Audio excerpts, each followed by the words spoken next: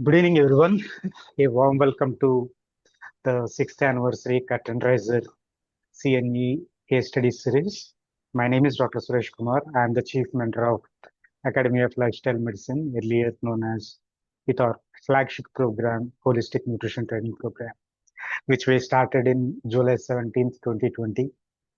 And today we'll be discussing two case studies by two of our senior coaches who have been with HNTP almost since its inception. And one thing that I would like to share with all the new students who have joined from across the country is that when it comes to healthcare, it is all about practice.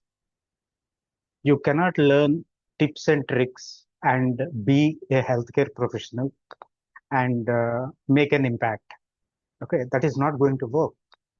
And if you look at either Bhona or Neelam, they have been learning the concepts consistently. It's not that, okay, it is only 27 lessons when it comes to basic program. And once we complete and once we get the certification, it's done. No. And you see some of the senior coaches who are attending today, and they have been practicing time and again, cases after cases, even though they solved these cases, they want to learn from their colleagues how they have solved the case. That is called curiosity, to learn. If you are in healthcare, one thing that all of you should take into notice is it is not a job. It is called practice for a reason. Even a 70-year-old doctor, right, with highest possible number of degrees and highest possible number of years of experience, is still called a practitioner. He is not accomplished because when it comes to healthcare, every day is a new learning, a new beginning. So we should see or approach healthcare with that kind of mindset. That is the reason why every week, every Friday from 6 to 7, we wanted to, uh, what do you say, uh, continue this series of 12 case studies. And every Friday, you get to uh, attend these case studies by these extraordinary coaches. And thank you very much, Neelam, for doing the honors with your first case presentation. And when it comes to liver, and that too, if it is cirrhosis, see, I completed my MBBS in 2002 from one of the best colleges in the country, Andhra Medical College, Visakhapatnam. At that time, when we look at cases of liver failure, it's almost like a death sentence. There is no coming back. And that too, with portal hypertension, ascites, and all this protein loss, there is no coming back. But at that time, we don't have an established lifestyle or metabolic health expertise. Okay, we were doing only pharmacotherapy, but things are evolving, things are changing, and there are like some extraordinary cases presented by the holistic medicine coaches or lifestyle and metabolic medicine coaches who got trained in HNTP principles. So today's case, I mean, when I went through the slides and the case study, it is phenomenal. And I know Neelam for quite some time. She is there from the beginning of HNTP, and her dedication for learning is phenomenal. And I wish you all the best, Neelam. And please go ahead and sorry, I took 5 minutes of your time. So, yeah, please go ahead and present the case. Thank you. And once again, welcome you all. We'll be celebrating our sixth anniversary on July 17th. So, I wish all of you, even if you miss this, there is YouTube live available. You can go back and watch it anytime you want. Yeah. Over to you, Neelam, and all the best. Thank you, sir. I'm sharing my screen. The slides are visible, I hope. Yeah, it is. Great. Okay. Make So, it full screen. Yeah. yes, sir, done. Hi, my name is Neelam. I am a holistic nutrition coach, and this case, why I am specifically presenting this case is because the person who had got me this case, I have already treated his father. So on a night, almost in March end, I got a call at around 10 o'clock saying that my brother-in-law is suffering with severe liver cirrhosis. Not He was not aware about liver cirrhosis. He said he has a very huge abdomen, very huge belly. And I asked why it happened, and he said that he had withdrawal symptoms. So this guy, who's 35-year-old male, he had an issue of smoking and drinking very frequently. He had a kid born almost 4 years back, where he decided to quit alcohol and smoke both. And it was just an abrupt withdrawal. It is not that he'll step down like two cigarettes. He abruptly stopped it directly. Eventually, what happened? He started to have withdrawal symptoms. He started to feel bloated belly. He lost his appetite. Over a period of time, he started his belly to swell up. His legs and arms were lean, but the belly started to protrude. They were not aware why this is happening. And eventually, one day, he had to end up into a hospital with these conditions. First hospital admission was that he has chronic pancreatitis and he was having severe distension. These people, when did the radiology test and ultrasounds and everything, they see that it was a severe anemia, which was guided with retention. Fluid retention is in upper abdomen. Endoscopy then showed that there was gastritis, which was causing blood also to come out. He was having regurgitation as an acid refluxes, severe bad acid refluxes. And in the February month, he was admitted to another big hospital for surgical evaluation. Might be that there is some problems there. Till this time, I was not aware of anything. I just had this history. This guy had been having repeated problems, yellow fluid being discharged from his mucus, as well as they extracted the discharge just to study what happened. Till this time, I am not in the picture, I am just getting a history. This was the first pic that I got of this person. There was this protrusion in the belly, you can see, right? And with that, with the X-rays, ultrasound, and fibroscan, we could make out that he had hepatic encephalopathy. That means his liver cells were almost dead. There was a huge fluid that was accumulated in his stomach area, abdominal area. Very severe anemia, as in his hemoglobin at that time was only 6, and there was a repeated GI bleeding, which was clearly visible in the ultrasounds.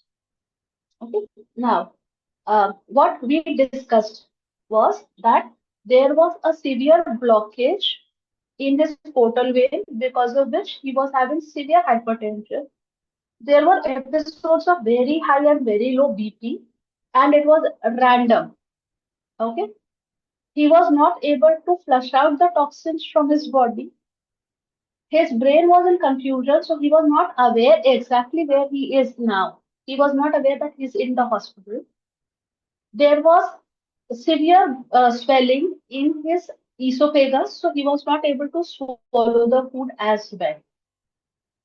So, just stopping here, till this time he was under treatment from the hospital. I could not intervene because they were not allowed to carry food with them into the hospital because they were giving their own food. Sometimes it was semi-solid, sometimes it was liquid. Okay. From March onwards, I entered. What we could figure out is that because he had withdrawn from alcohol, he was not able to, his body was, cells were not able to understand what is good and bad for him. Okay. There was this tapping also done to extract fluid. Almost 7 to 8 liters of fluid was extracted from his body at that point of time. He was given albumin because his protein was negligible, and he was put on diuretics and very restricted diet of only 500 ml of water and no salt. There is where we stepped in. Now, what we did is, we know liver is kind of a very angry organ in the body. If you pamper it, the organ would treat you like a friend. If you damage it, it will get angry and it will burn out everything in your body. So I call liver as the angry young man of the body, right? It is extremely fragile. It has a, and you know that the liver has 50 to 60 tasks per day. And it is the only thing that can digest food properly or absorb, helps in absorption and assimilation. So three tasks for it. What we started doing is we started treating like a 5-year-old child. Now, when we are talking about a 5-year-old child or a weaning child, what we do is we try to give him only carbohydrate rich food or only soluble food, which is easy to digest. You don't have to put an extra effort in chewing or your liver to generate more juices.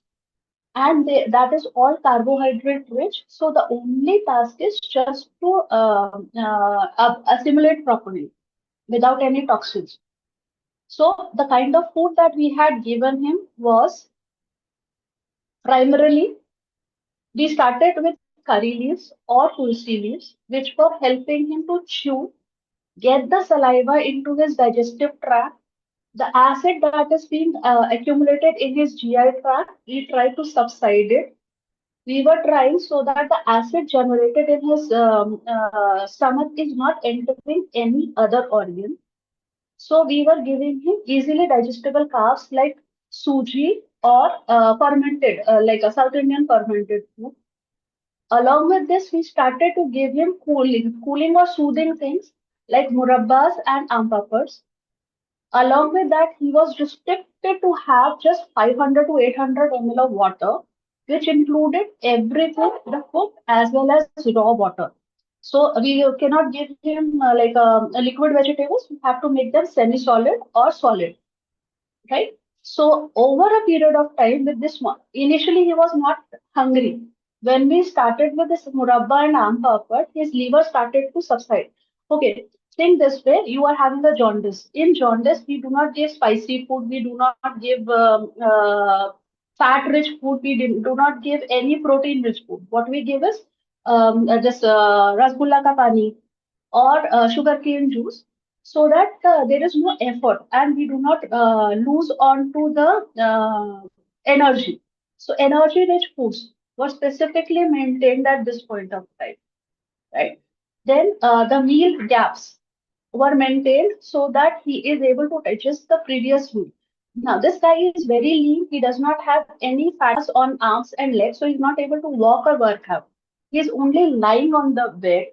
So what we are trying to do is we are giving him just the basic sugar sources to digest everything.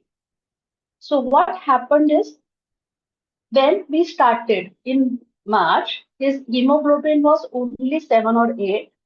By the time it was April, we could get it to 9.7. Then by May, it is 10.5. And the last test that was done yesterday, I'm supposed to get the reports, hoping that it will reach to 11. Another thing that was happening was his SGPT, SGOT levels were high.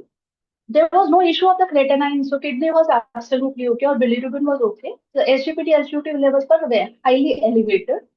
So and when we were trying to reduce his SGOT, the hemoglobin started to stabilize over a period of time. Okay. Okay, great.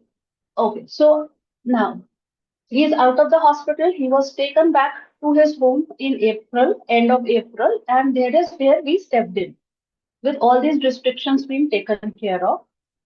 With the first month, we were only taking care of the meals, hydration, and I was getting all the updates related to his bowel movement also and his motion. So during that first month, we could see some traces of blood coming into his stool also, for which we got it tested. It was obviously that toxin that was flushing out of the stool, where his family members were really panicking. But within 15 days, the blood from the stool was gone. Then in the second week, started with some semi-solid foods, no oil still, less of salt, but we were monitoring that his energy level started to grow steadily over a period of time. By this June, we have seen his hemoglobin being higher, the ascites is less, vitamin B12 levels are okay. And from now on, we have asked him to start spending time with his kids. He had started to move out, go back to his office with his work.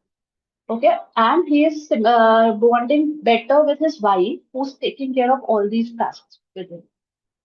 Okay. So now, with this, these are the parameters that I'm sharing.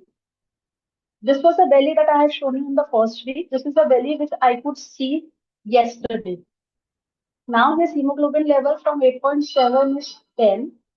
The belly protrusion initially was 106. Now it has reduced to 81. The weight we checked on March was 73.5, just due to ascites. Now it has reduced to 55.9. The bilirubin, which was 3.22 earlier, is reduced now. The best was that his alkaline phosphate is now reduced. Albumin increased without a single excessive usage of protein. There is no protein supplement given to him. Creatinine value is stable now. Vitamin B12, which was very high initially, is now dropping. And his iron values, which were very less, the anemia thing, it has come to a normal value. So this was the case that I wanted to present. As I mentioned that this guy came from another of my client. This is his brother-in-law's father. This guy. This is not the same person. These are two different people. So in this case, why I wanted to bring this case is this guy just did not have liver issues. He had his kidney failure simultaneously. Because as you can see, his creatinine values were somewhere around 2.2 and beyond. So doctor had asked us for a kidney transplant and a liver transplant simultaneously for both the people who are associated with one person. We could have got both of them out of all the problems just by doing holistic tasks. The first thing that we did is treat liver as a small baby. Second task, ensure that there is no, like the water is retained. The salt that we are monitoring should be maintained. Top it all, the only problem these two people were having is why I'm putting these two cases is in both the case, one person is common, the son. What he had done is he had requested both of them to quit alcohol and smoke and vodka directly. Like you don't have to take it, you have to restrict now. And both of them suffered because of all these things, because of their suffering, because of their pain, because of their heart. They were so badly injured by that person that both of them simultaneously started having these issues.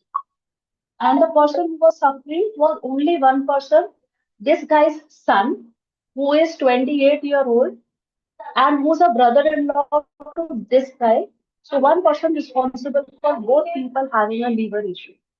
So it was not the person that was a problem, the person who's suffering, but the person who actually got them into this is one common person.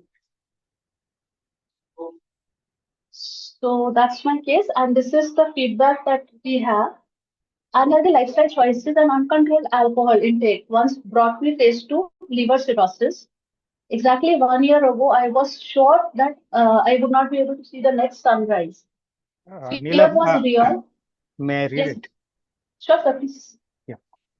Unhealthy lifestyle choices and uncontrolled alcohol intake once brought me face to face with cirrhosis.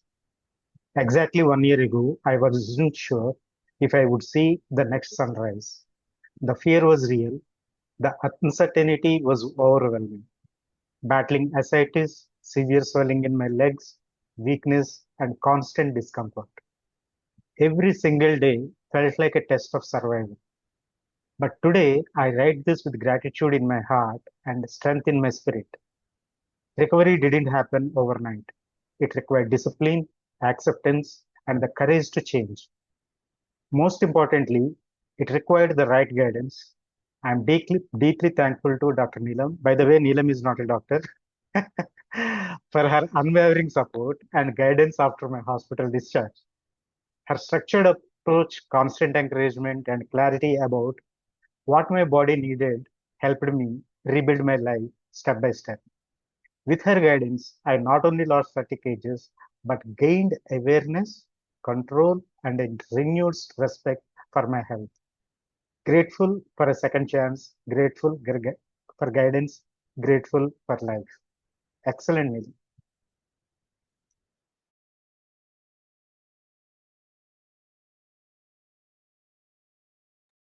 Thank you, Smita.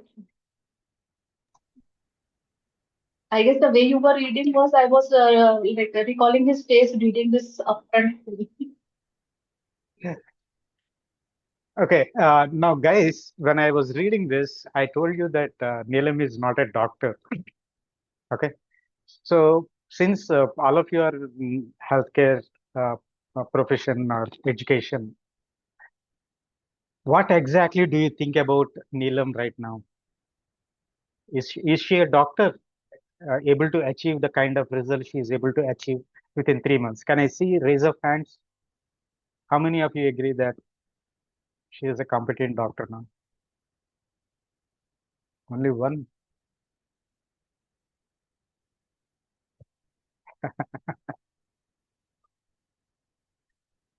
Excellent, excellent.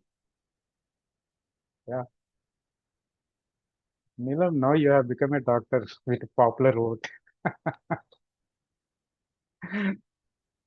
Wonderful. So why this question, right, from me is that, see, as I said in my introduction, earlier there was no opportunity for patients uh, to access this lifestyle intervention or metabolic health intervention. Now it is available. Okay. And look how meticulously she planned for 3 months of intervention. Okay. So how did it happen? So is there written somewhere, right? You need to follow this particular protocol. No, she is able to read the patient and read the pathophysiology, understand it, and learn from her colleagues who are part of HNTP or ALSM and how they are able to and integrate how the emotional or psychological aspect and the guilt associated with and the pain that the patient is going through and all these things put together, they collectively worked. Okay. And there is something known as MELD score, model for estimating end stage liver disease, MELD. And now sodium is also included, MELD sodium, NA score. If you look at that, when doctors, if the score goes about 20 or something like that, usually they suggest for transplantation. And here, the doctor also suggested not only kidney transplant, liver transplant, but also kidney transplant. We usually, in medical terms, we call this as hepatorenal syndrome. If you look at the function of kidney, if you look at the function of liver, both of them are like detoxificating systems in our body. They eliminate waste, the metabolic waste, and the liver like first detoxifies it, and from there it sends to different routes to eliminate them, and kidney it still packages and makes it mild and sends it out through.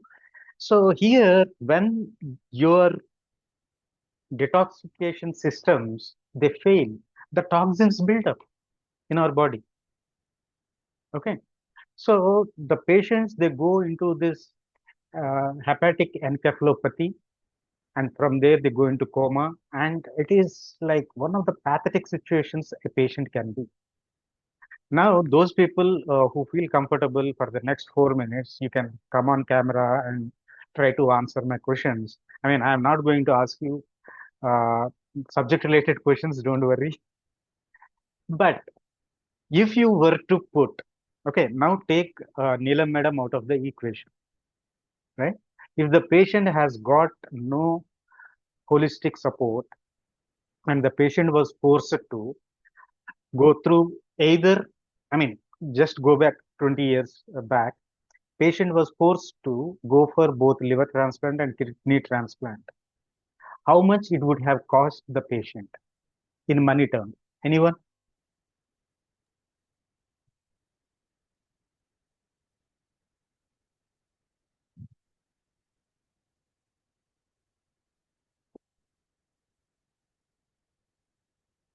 Yeah, no, no. Since nobody is raising hand or nobody is coming on camera. Sir, in Canada, one of my clients, he had gone through kidney transplant and that costed him 50 lakhs. Yeah. And eventually we lost him also. Sorry to say that, but Yes, yeah, yes, that, yes. that happened. 50 Not all lakhs wasted and transplants, not all transplants are successful. It is called graft rejection. right. Now, just imagine just being a lifestyle and metabolic medicine coach, Neelam not only saved his life, but in money terms, she has given the service worth of at least 30 to 50 lakhs in 3 months. And don't you think that as a dietitian or as a health coach, is it not empowering to you? How many of you feel empowered with this case study? That, okay, one day I also want to do like this.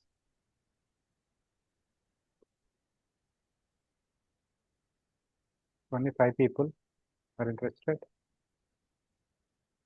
Come on, guys, this is a CNE. I'm not asking you any technical question. How many of you want to do the things that, like, what Neelam just have achieved?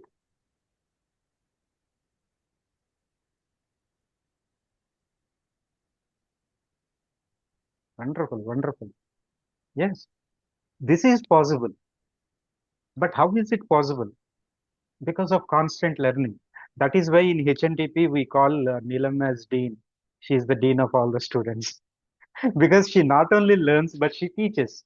Teaching is twice learning, right? So thank you very much, Neelam. And now we have another case. This is by one Mrs. Bhuvana Sharvanan.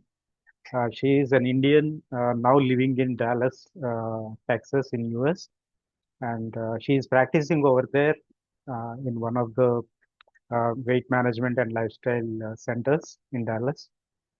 And the case that she is going to present is a very interesting one.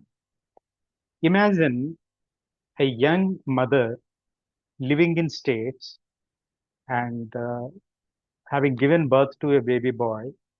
And since from the age of 3 months, the boy developed, I mean, 3 years, I'm sorry, but the boy developed this food allergy for both eggs and different forms of nuts. And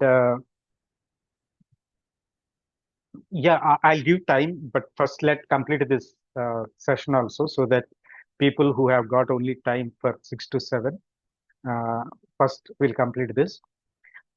And she is living away from her parents, living in a different country, and the kid is having this issue, and the mother is quite young, and the doctors over there are not able to help. They are saying like the kid has to live with this, and she suffered with this condition, being a mother, for almost like 10 years.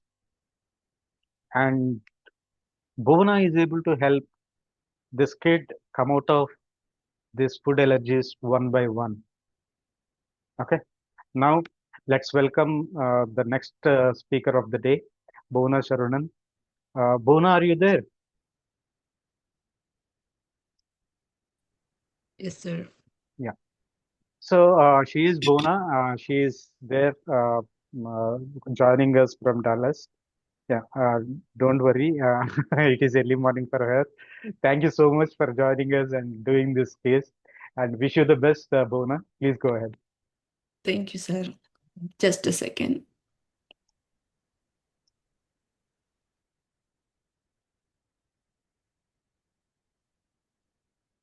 Good evening, everyone. Sorry, good morning for me. This is a case, a special case. I have done many with this after joining HNTP, but somehow it's made in such a situation that I have to present this one as a first. This is about me and my son and how I managed to help him out and come out of this food allergy. I wanted to share the screen. Give me a minute.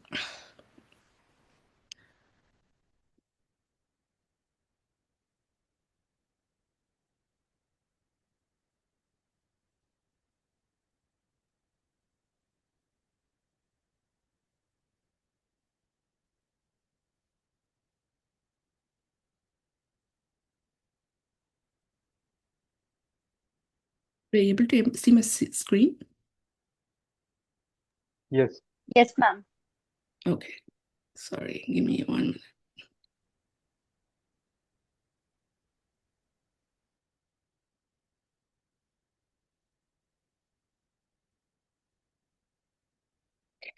For some reason, I'm not able to do like full screen.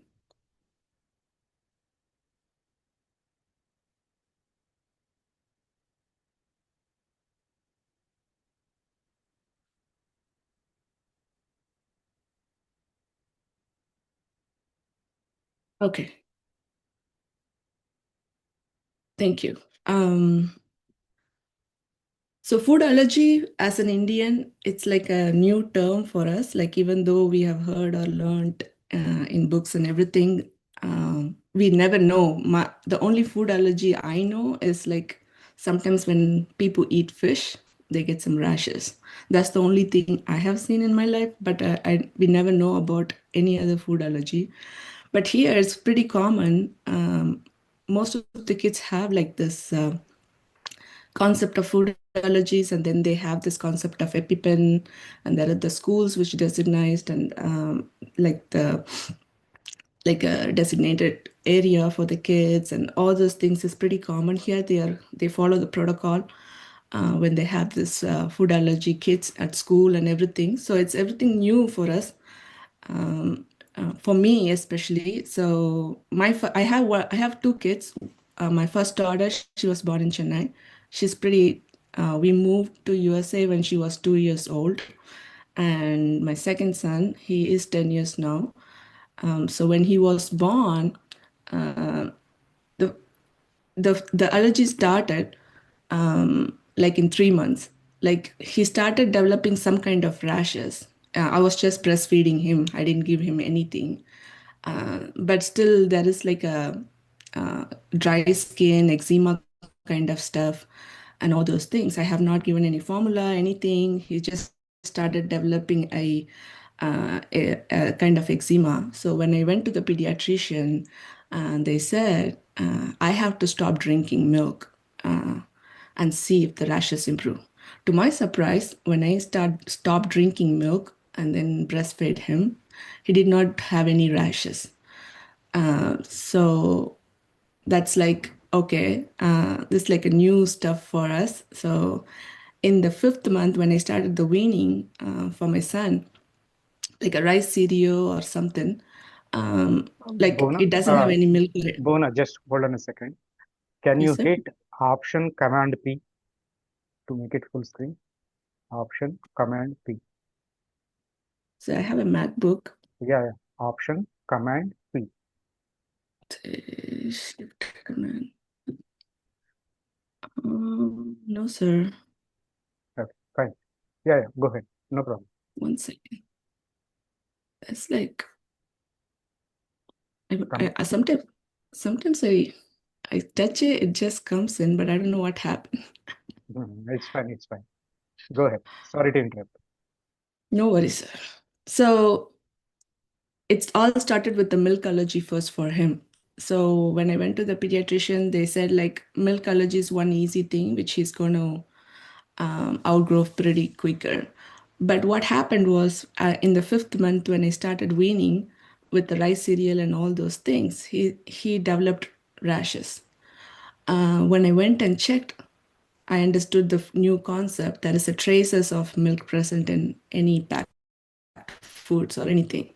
So I started as an Indian mom. We used to start like a dal and potato, lentils and potato. So when I first started with the tur dal, he started developing rashes. That's like a big bummer. Again, after that, I gave him like idli. Uh, to my surprise, idli did not do anything, even though it had urad dal. But rest all dals, he formed allergies like moong dal and chana dal. Everything he started developing rashes. For a young baby, I couldn't give like extra milk, or I cannot drink milk and give breastfeed him. So I was put in a situation to explore how to feed him or give him an extra protein. Whatever protein I gave him, he started developing rashes. So I don't want to try anything new and make him go through that itchy or something. So it's like a trial and error for me, but it's those first 1 year of the child's life was like a hell for me. So tried one by one, nothing worked. But fortunately, chicken worked and red meat worked. When I started giving lamb or goat meat or something, nothing happened. Chicken did not do anything. But for a baby, we can't give that much of animal protein, and he cannot eat that much too. So he's 100% dependent on my breast milk. So 1 year was over. Still, he can eat idli, rice, and little bit of vegetables, but no protein, no dal still. So 1.5 years over, he slowly outgrew tooth dal allergy. Until 1.5 years, I was still breastfeeding. 1.5 years over because he's very petite. He gained 10 kg in the age of 3. So like he not even 10 at the age of 3. So he's very petite, unable to gain weight, um, unable to have like a strength like normal kid, like lack of protein, is very undernourished, and it's like put like too much pressure on myself. And then almost 3 years, he slowly outgrew milk allergy. I was breastfeeding him until he outgrew this um, milk allergy. Slowly, he started drinking milk. That was like a big saver for me. Now comes the next part. By the time he outgrew milk allergy, he outgrew all the other miscellaneous protein, I would say, like the lentil or corn or gluten. Everything he had an allergic reaction. So everything he outgrew at the age of 3. But next, the main thing is egg and nuts. There's severe anaphylactic reaction for him for the eggs and nuts. Even if he come into some traces, he gets developed some rashes. After rash, he start developing some fluids in like the nose, like he starts like that, and I have to rush him to the ER. Even though I have an EpiPen, I never gave him. I'm scared to give it. I just rush him to the ER and they give the adrenaline shot to make him come back, and all those things will happen. This happens almost every 1 or 2 times in a year. This has been an ongoing process for him. Now he's at the 4th grade. He's 10 years old. I joined HNTP like vigorously in 2024. In 2024, we made an ER visit for a pistachio allergic reaction. So till date, from kindergarten, when it comes to him, he doesn't know what's all these things. He's like a free boy. He just roams around. The only complaint he has done so far is, I don't want to sit in the nut-free table at school. I want to sit with my friends and eat it. When you used to say that, I feel so bad. Like, okay, because when he sat with his friend's table, he developed one time like an allergic reaction. So that's the only concern for him. But for me, he cannot eat outside. I cannot take him outside. The only thing he can eat is the American restaurant because there's no contamination. They follow certain protocols. So that's the only food he can eat. But Indian restaurants, Indian party, all he can eat is some plain white rice, then some dal, and some yogurt. That's it. I don't want to give even the vegetables, which has maybe traces of nuts. I cannot give him anything else when I go outside. So it's like a big nightmare every time I have to plan this and that. Always back of the mind, it goes, okay, what can be done? What can be done? What can be done? Now, coming to this, when a young child suffers, all we have to do is work with mom. So I started working on myself. Even though it's like very hard to bring it out and put it on myself and work for me. So but I did try. So according to my situation, physically I'm good, financially I'm well. Like vocational, I got this new job. I work at the weight loss industry and wellness institute as a nutritionist. I've been working for last 3 years in a row. Vocational is really good. I love my job. That's how I use some HNTP principles in my patients. So socially, it's good. Relationship, it's good too. Like spiritual health is good, but psycho-emotional, it's down the ocean. Like always worried and thinking, and what is this happening? Why is this happening? Always there's a question, why? It's in my mind. So I know that I have to work on myself, because during my pregnancy, as you know, when a girl child moves from India to America, it's a good feeling, but somehow they miss, or there's a homesickness in all of them. So it depends on how the way they handle it, but I know I did not handle it well those days. So a lot of depression, a lot of stuff during the time of pregnancy. So I thought like, okay, I need to work on myself to come out of those situations. First things, I always wanted to do, like, okay, just keep me up every day. So even though the situation continued from the beginning, from the 3 months, ever since I first saw this first reaction with him, I know he's going to be all right. Like he's going to be coming out of all this reactions. I know that that's how it happened too. One by one he outgrew. One by one he outgrew.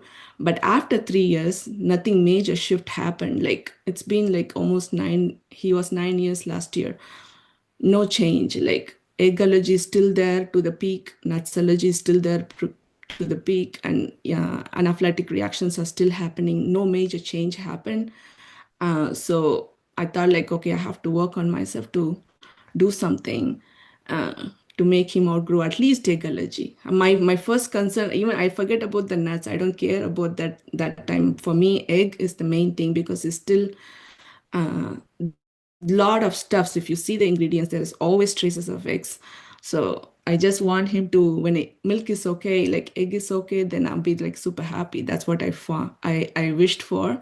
Then started working on myself. Like first step I was doing is journaling. What all I did the age regression, because I know those period where the pregnancy happened, a lot of stuff went on. I started putting into the paper. Initially, I was hesitant to write. This is for all the new people who's listening. Journaling is very difficult when you don't have a practice of writing. Initially, I struggled a lot. I cannot write even one sentence or two sentences. But when I started writing, it's like pages, like 5 to 6, 6 to 7, 7 to 10. That much I hold it, and you don't get it until you put in the paper. I started writing it down, what all I went through. But our sir used to say, like, forgive people. That's another difficult stuff which you can never do. I cannot forgive people, even though I put in the paper. I cannot forgive people. I cannot forgive things what happened that time. So it took a minute. Okay, I just made my mind up. By forgiving, I'm just letting it go. I'm just letting it go. So I started doing that kind of journaling. Age regression is the first one I worked on. Next one is like breath work. I stepped outside more often. I walked in nature more often. Like I did like deep inhalation and exhalation more often. And then every day I did mirror work and did some affirmations too. Okay, I'm grateful. I'm thankful. And then gratitude. Okay, what all the gratitudes I have? Started listing down one by one. Okay, what's next? How can I help my son come out of this allergy? The final step, when I was doing all this process, I found out that I have some fear. What happens if, like I have seen many anaphylactic reactions and all those things stuff. So I understood that I have some fear in me. So okay, I need to come out of this fear. So the last option is like the burning process. I don't know how to do it. I have not heard about that process. Have not done this before. I have not seen anyone done and how it worked for them. Nothing I know. I'm one such person. I try everything myself. I see how it works. Only then I'll be like, okay, this is how it is. So I want to try this burning process, which means like, so I started doing this 21-day burning process. It's like a new concept and very strange. How will cure my son? Like that was my question running in the back of my mind. But I had hope. I have to believe, or I have to. I always had hope. Anything which I try, if it's working, like if it's not working or working, I have to try to make something. So I just started this burning process. So nothing I wrote, just simple sentence. I release my fear and paranoia of my son's egg allergy. I just started with just egg allergy. My focus is full of egg allergy. So I just did it. I burned 21 days. So I burned 21 days, no change in the color of the paper. And then I burned like every single day I write it. It's the same paper. I write with the same pen because I need to know what's happening with the paper. So first time I burnt it, and the process, I want to let you, the new people who wanted to start this burning process, you need to write in the same paper and the same pen, and then the ashes has to go through this clay made pot or something. So I just write every time and then burnt it. So 21 days over, no change in the ash, no change in the color, nothing happened. Everything was pitch dark. Okay, what should I do next? Do repeat for another 21 days because you hold so much fear still and haven't come out of it. So do another set of 21 days. So this first 21 days, if you see here, there's like the paper was like pitch dark. And the second time when I did for next 21 days, I somehow felt the ashes of the color has been changing to light gray. Like it's not that pitch dark, like it's the ashes are a little gray.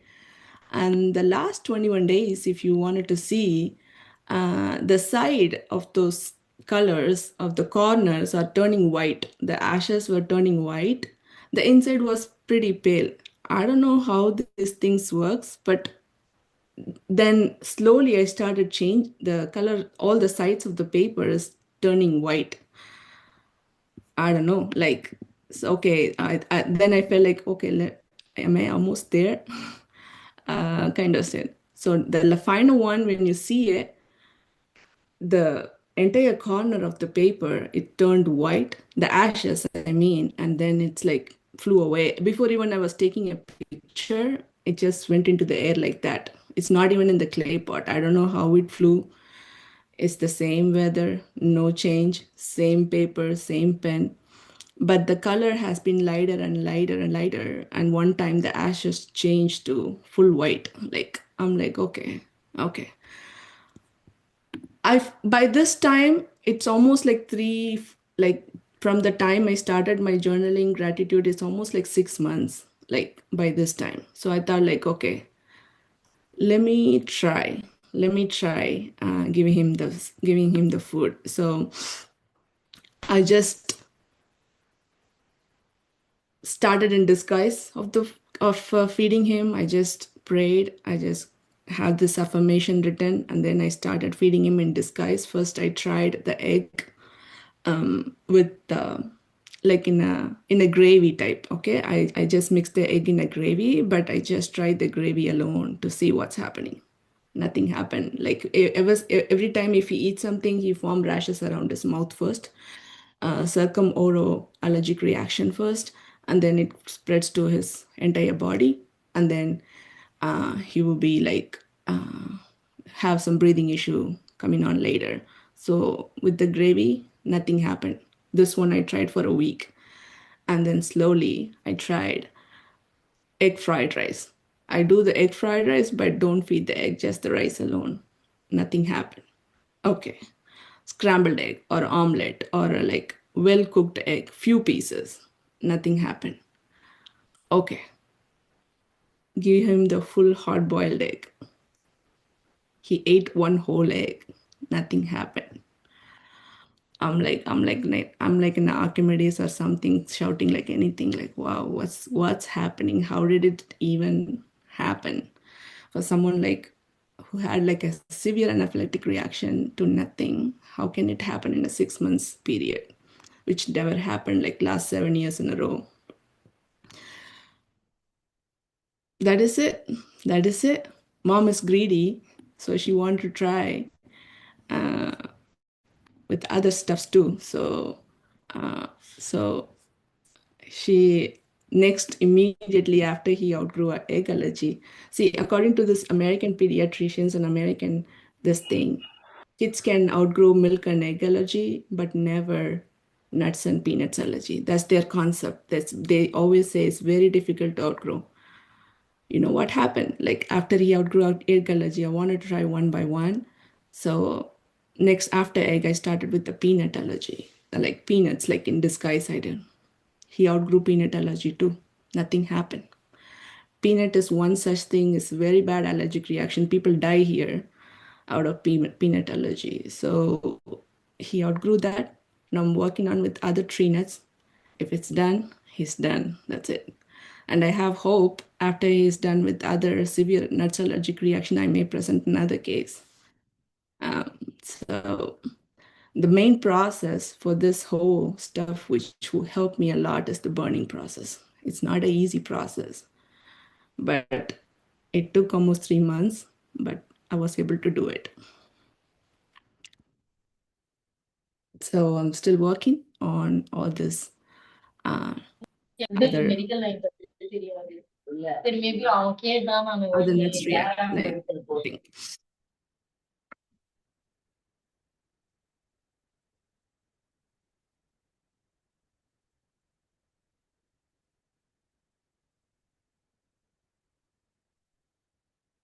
Yes, thank you. Give me a minute. Amazing, Bhuvna. Awesome. You just all made us also cry. I can feel your pain. I can feel your relief. And it was fantabulous. God bless you and your son and keep rocking. Yes, ma'am. Yeah, it was not easy, but did it. Somehow did it. Bhuvna? Bhuvna, Yeah, you may One stop question. screen sharing now. Yes, sir. Bhuvna, have you ever tried writing a novel? Huh? Have you ever tried writing a novel? You I should wish I start. could do like you guys. I'm not like. You don't have to. This is brilliant. I felt my presentation was Neelam, pathetic. let's invite those people who are interested in coming on camera and now have the discussion, because people actually wanted to ask you questions, and I know there is a lot of love when Bhuvna was presenting, because everyone got connected, and as you can see from the emojis. So guys, please come over and start asking your questions, give your honest feedback on what you have learned from both Neelam and Bhuvna. I really appreciate it.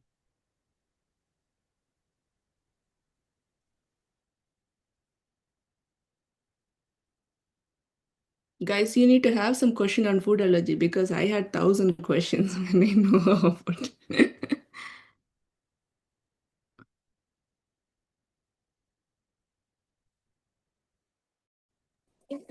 You could feel his all emotions, emotions, and emotions. So nothing was beating that emotions. No questions. Yeah, everyone is As processing. Okay. as Neelam rightly said, it was like living along with you as you're describing, because the conversation was right like in front of our eyes happening. Mm, No, we can feel every depth of it. A great job. And it's yeah. not easy. I feel you. Yeah. Elimination diet. Yeah, Mary. Congratulations.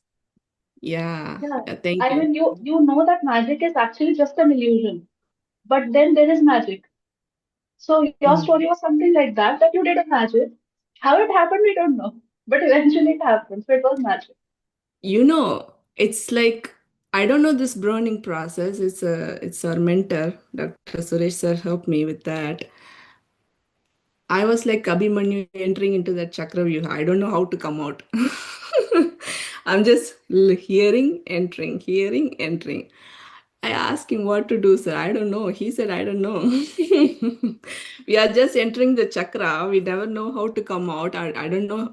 We never know how it's going to work. So, paper turning white, sir. What to do, sir? That's what my uh, uh, thing to him. And he said, like, okay. So that is it. Yeah, Mary messaged something. Mary messaged something. Yeah, Mary, through my entire life process, that whole 10 years, I was doing elimination diet and reintroducing too. Like whenever I reintroduce, he gets some reactions. So I have been doing that. I did try giving him egg even at the age of 9 too, like in disguise, like baked eggs, like cakes, eggs in the cake or cookies or something. I also tried that. He was okay, but he developed rashes the next day or something when I tried baked eggs. But yeah, I had been doing this uh, elimination diet the entire life. I don't know, sir. Sir, I have a question for you too. Here they say it's like they cannot come out of this nuts allergy. How can they say that? And they have not have anyone come out of that too. People who have nuts allergy are having it forever.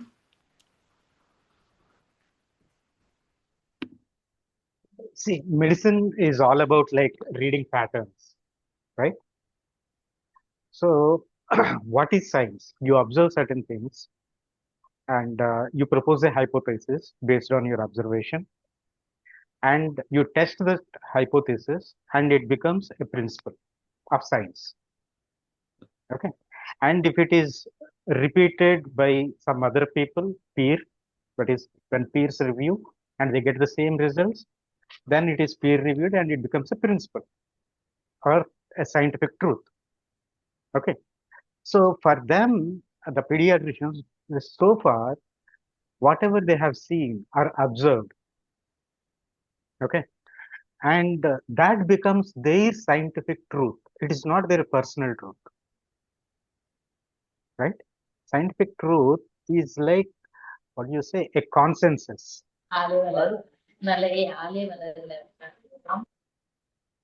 Okay. So now, today when I wanted to post this about, mm, for example, this dialysis, right? Yeah.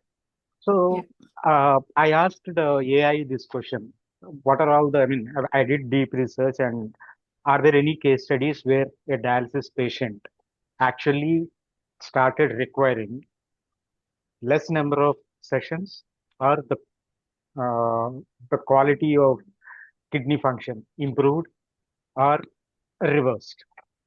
Okay. And there are certain cases that are reported, but the size of sample is not enough. I don't know how many of you remember during our Holisticon 2025, I mentioned when I was speaking, when was honoring this Dr. Sravanti, I mentioned about my mother, right? So when she went through this emergency, and when the doctor said, according to the statistics, then I mean, like for 7 days, I was quite patient. I did not interrupt with any of their interventions and all. On that day, when he mentioned statistic, I snapped out. See, for you, he's your son. He's not a number. He's not a statistic, right? For me, she is my mother, right? So just because of statistics and we can't do anything, we can't do something new, or we can't try something different. So that hurts you very bad. I mean, like if something is working out for you, right, you should explore how it is working. Got it? So when you told me about like egg thing is sorted, and when you mentioned called me up and said so peanut is also, then I said like, see, it is not only a burning process, Bona. You need to forgive, and there are certain things. For your son, if I want you to walk on water, you may try walk on water. But when it comes to the other people in your life, Yes, sir. okay, so it is the culmination of all these things. And why do doctors say that? Because when I say if something is working out for them, and 99% of the people in a room, come to a conclusion that, okay, nut allergy cannot be reversed, right? So I don't know how many of you remember when I taught you this allergy. So is gluten is the new addition to wheat? Is a recent phenomenon? Was gluten not there 100 years back or 1000 years back? Were people not eating roti or anything of that sort? And now, why only people are getting gluten sensitive? Right? So it is not the gluten that is there in wheat, but in your system, because your system has become so sensitive, right? So weak that it is unable to process. So you got so used to refined foods, and something complex, the body is like, it doesn't know how to react. So when it comes to science, as I said, I mean, I always crack this joke, right? Medicine is the science of averages. So that makes it an average science. Okay. So it is not hard and fast rule, but given your intention and this thing, yeah, you can solve any kind of issue. I mean, it doesn't matter.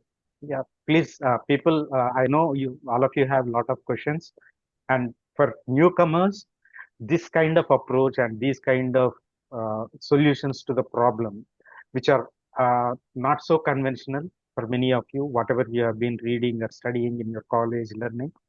So feel free, and we have other senior coaches also here who have done extraordinary case reversals, which are never heard of. And yeah, utilize this next 10-15 minutes to ask your questions and clarify your doubts.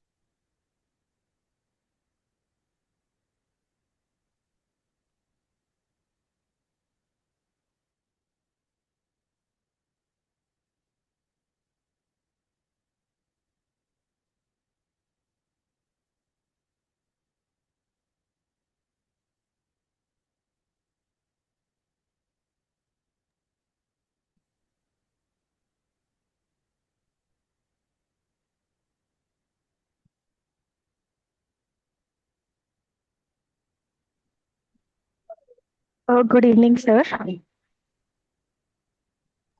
Yeah, good evening. Hello. Please go ahead. Sir, actually, there are so many people who does not actually believe that by doing all these things can it really reverse the condition like that. There are some people, right, sir? So for like that people, how can we say that this is really helpful in reversing that condition? How can we say them, sir? Yeah, show them the case studies. I mean, there are case studies available everywhere in our Facebook group and in our YouTube, right? And I gave access to all these things. So yeah, just show them the proof. Yeah, Yes, Kirtana, sir. Thank you, sir. Mama. even my husband don't believe it. There are people who it's just who really wanted to get it done. They believe anything and do anything to get it done. That's it. Thank you, ma'am. If they wanted the solution, they'll do anything to do it. My patients who are white and who are African Americans, they did it. When I said this, they did it for their own self too. They believed it and they did it. They in fact asked me where to buy that Clay that pot. clay pot. They've been sending pictures when I went to Indian stores and sending me pictures. Can I buy this clay pot or that clay pot, like that? If they want it, they'll do it.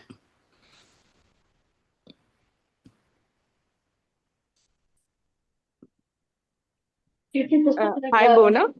sorry, Sandhya. Kirti, do you believe it?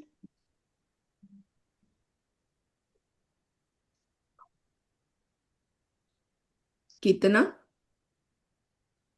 Yes, ma'am. Do you believe that this can happen? Yes, ma'am, I do believe. I actually did internship in HNTP only. So after doing that, I really got interested and I'm doing it right now also.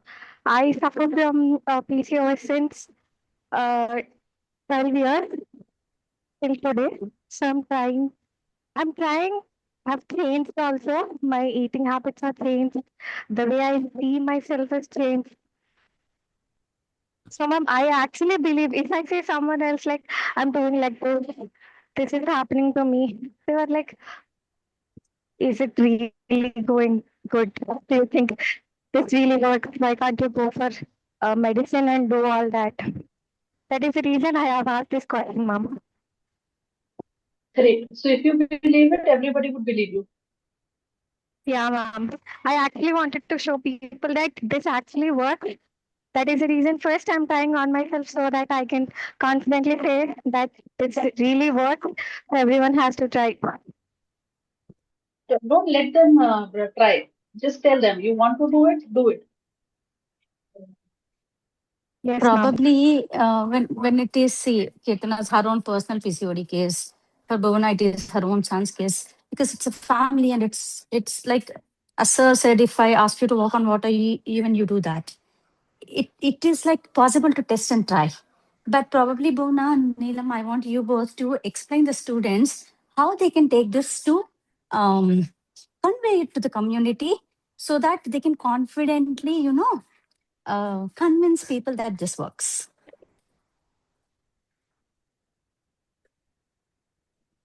Okay, so I'll just try once. Guys, this case is not the first case that I have reversed for kidney or liver. I failed in 3 cases. Okay, one kidney case I failed because this guy started to believe in me. After 6 months, he started back into good cup. So I lost him there. He's still on dialysis. Okay, it worked for him for 3 to 6 months, but then eventually it went back. Another case, I was totally attached with her. We were giving 100%. But I lost that girl, and I thought that I would never be able to take a liver or kidney case ever in my life. I was scared. The third case I did, I was successful. And from then on, I had never been scared of any liver or kidney failure. Okay. So what I'm trying to tell you is, if you believe in yourself, you can do anything that you feel like. Just to add to that, I was still scared of the cancer cases and I'm waiting for that to be reversed now. Only one thing that I'm scared of. Otherwise, if you believe you can do it, you will be able to do it. And you'll have many more success stories to share. Karpagam Zishan, both questions is just one. Consider your liver as a small kid, a kid who's angry with his parents. He is on the floor in a mall crying for a toy, and the parents are not letting him buy that toy. Okay. Now, what you can do is you can do two things. You can show your anger to that small kid by torturing him more, by beating him, slapping him, or throwing him. That is one approach. The kid would be aggressive again. The second approach is just pamper him, love him, give him an exchange offer. You get quiet, we'll get you. You try this thing, we might get you. So just work with him like a small young kid who just needs love. Once you start giving your body love, the body would reciprocate it. Okay, so this is what I call holistic approach. Just pamper your body, Listen to the feedbacks that your body is trying to give you.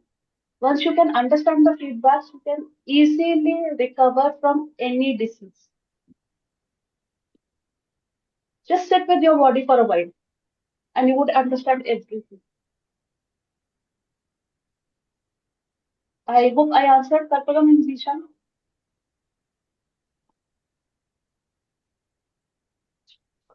So, let me try and explain both the questions once. So, Karpagam, it is not that uh, Neelam designed a particular protocol for liver.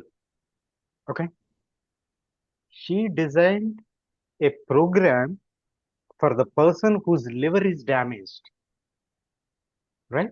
Different people may get liver damage for different reasons.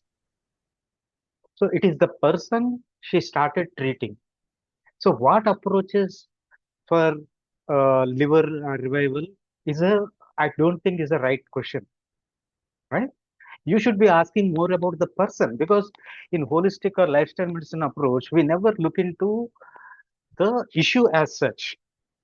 Okay, if you remember when Bhuvana was talking about her son, she mentioned that it is the mother who needs healing, not the kid.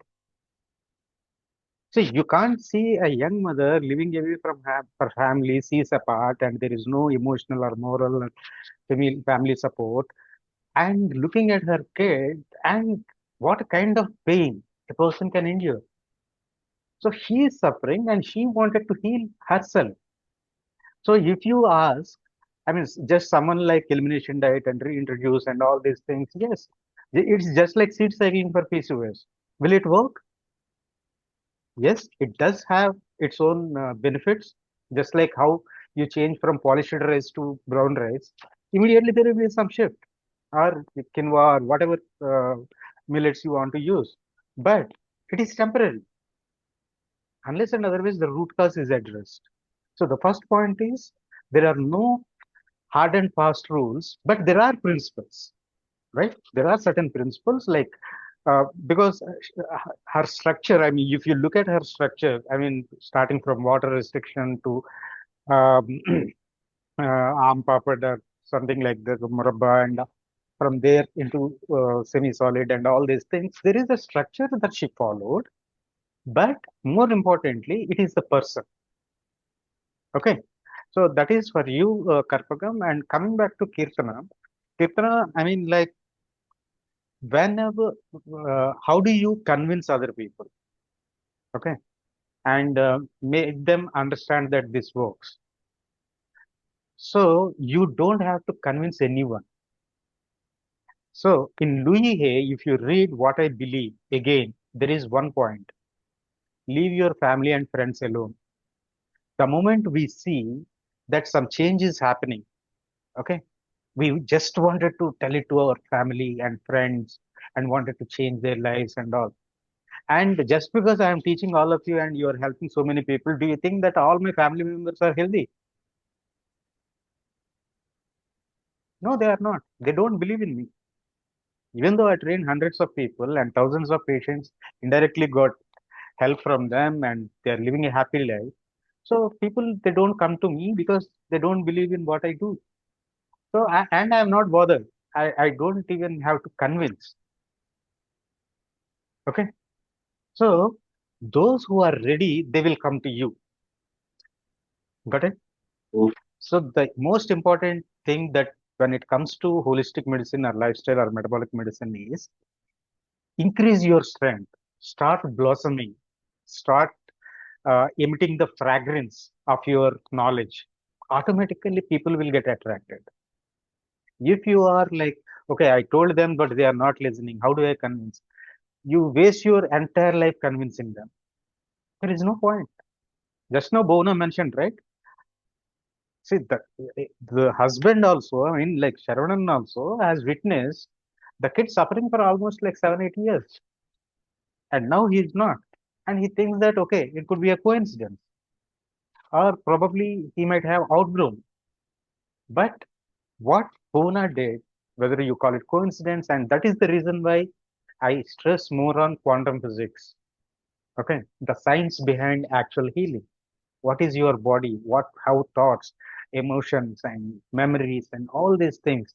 And I'm just wondering when she mentioned about like age regression, there was no question on age regression. Okay, till now.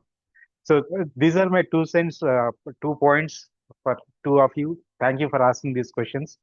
Yeah, if Thank anyone you. has yeah, got any questions, please go ahead.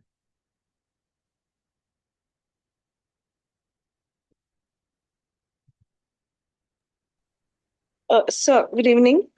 I just want to ask Bhuvana, like she was treating herself and the healing was happening onto her son. So I want to understand from her words, what are the emotions that his son faced when he started eating the foods that he was allergic for?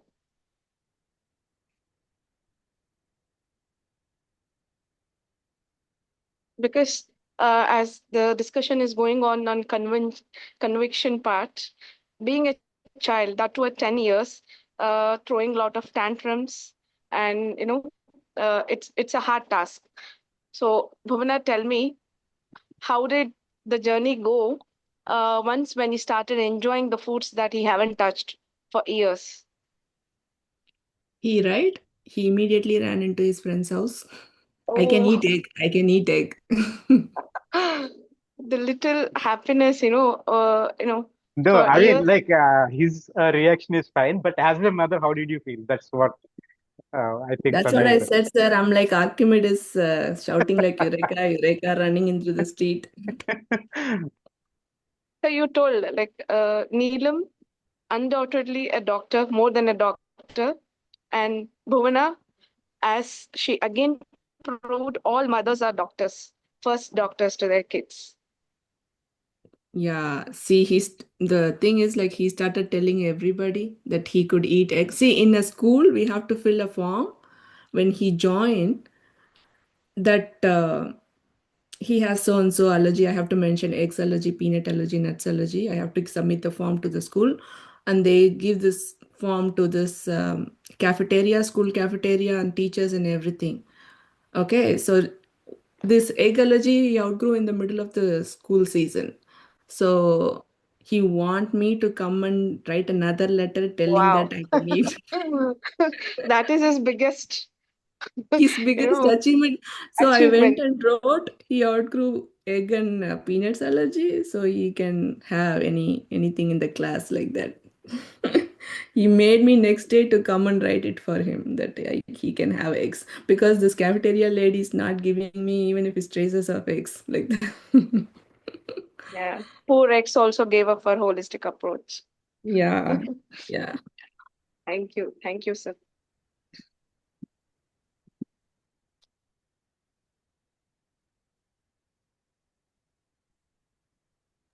Yeah, hi Neela ma'am. The question is to you. And before I into it, like,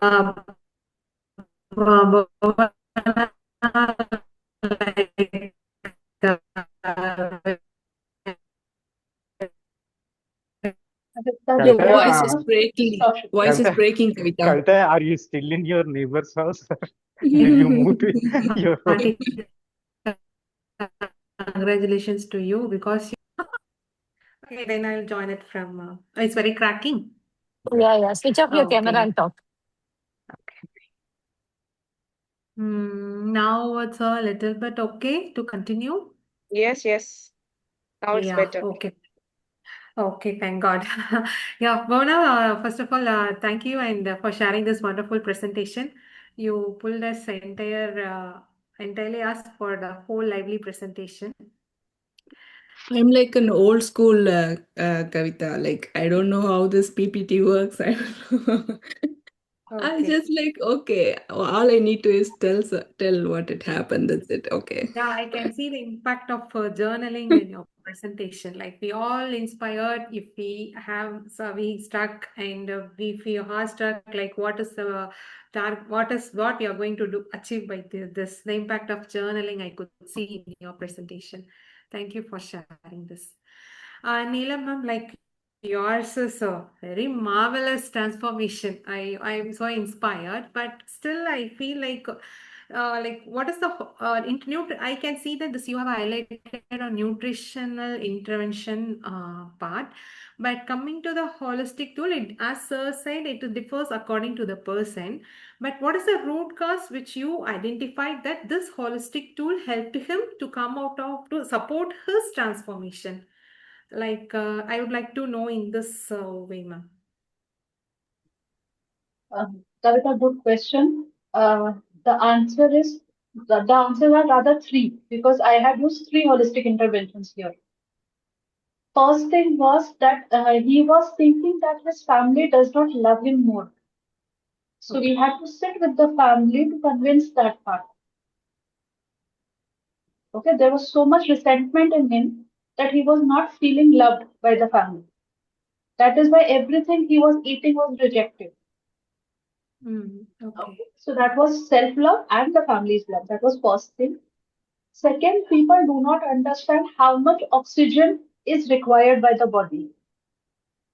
When we are doing breathing, we do not realize that we are actually giving that shallow breath to our body. So here we were asking, he cannot move, so we were asking him to just sit and breathe properly. So oxygen is very good tool when we are talking about holistically. So breath work was one thing that was introduced to both of them on the terrace with the plants. Okay. Third thing, we have to tell them that what they were doing to your body, the damage they were doing through gutka or cigarette or alcohol, it was no, it's not just that they are doing, most of the people are doing. But it is just that their body was ready to adapt to the new form. So they can easily give up. There were, as I said, they said there were withdrawal symptoms. So they were going back to have that one puff, one good packet of gutka or one bottle, 30 ml, 40 ml. I'd never told them not to have it.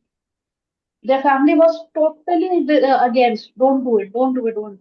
I was like, okay, you want to have it, just restrict it to once in 3, 4, 5 days because your body has been adapted to that thing now. Don't just damage your body by just saying no to everything. So these were the three things that helped me gain their confidence so that they can trust me and then they can change whatever and however I want them to change. Okay. I hope that answers Kavita. Yeah, ma'am. I got it. Thank you, ma'am. Hi.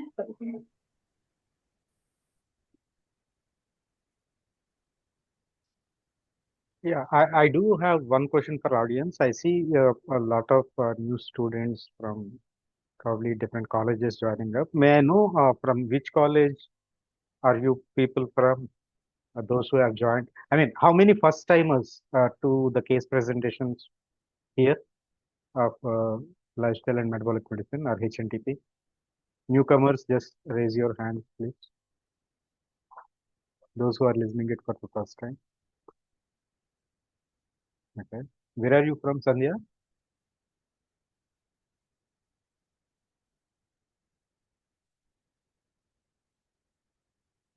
Okay, second time.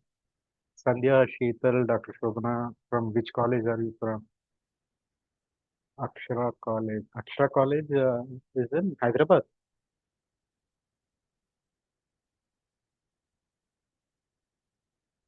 Fine. And I could see Beulah. Beulah, did anyone attend from your college? KV College, Madina College.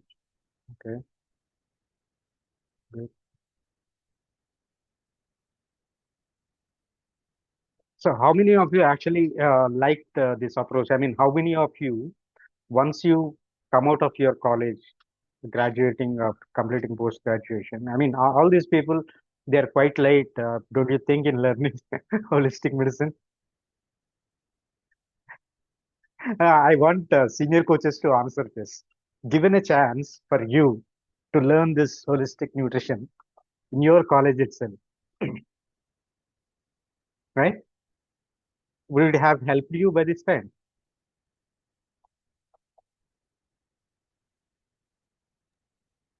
I think help is a very small Small one. word, yeah, because earlier also I've expressed my interest, sir. Had it been in our academic years, if this course was added into the curriculum, we would have just, shined in a different way then. Hmm. Sir, my son would have not got food allergy itself if we have had this course. This is the ultimate answer, sir. Wonderful. Hmm. If I So, know all these things Sir, before, I would still be poor and begging for concession. No, much of us would be in a better relationships, better financials. All the areas would have been better, sir. hmm. So you suggest this course for youngsters who are still pursuing their graduation and post-graduation. This should I be part bet, of college curriculum. yeah, I bet no one will work under anybody if that's in the one of the course. Everyone will start doing their own practice, sir, if it was there. Hmm. I feel they all have certain spiritual credits. They were here because they have that blessing to listen to these lessons. We never got them. 26 years into practice, and it's too late for us, but it's good to start now. But for you, it's a blessing, guys. If you don't realize that, no, you have to wait for the right time again.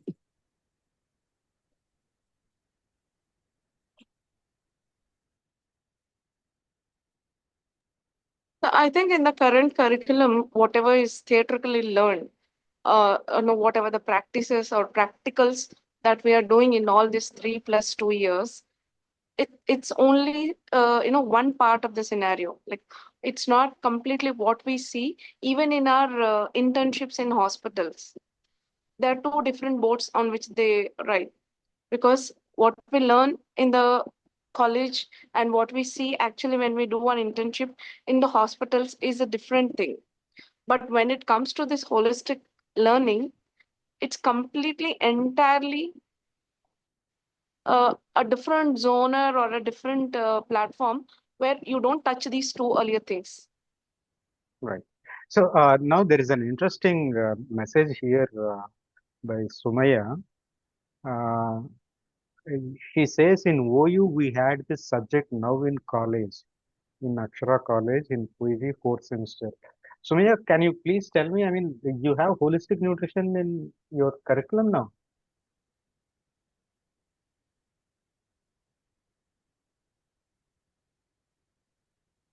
Oh, who teaches you that?